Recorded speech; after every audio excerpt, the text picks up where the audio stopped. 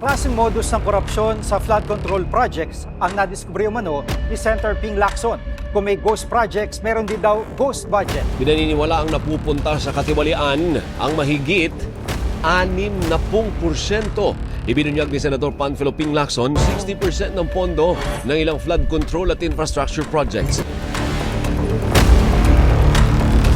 Itong katawan ko nililipad ng tubig. Yung baha po tumaas na. Sabi ko, sana ano po kami ng tulong. Senator Ping Lacson is doing an investigation by himself. He has people going around the country looking at these projects. I fielded some teams. Hanapin niyo ko nung itsura ng project. When they came back, they reported to me, Sir, wala akong project. Then, obviously, this was a ghost project.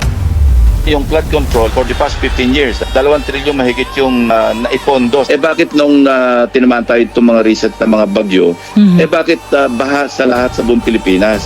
Something is very wrong, hindi ba?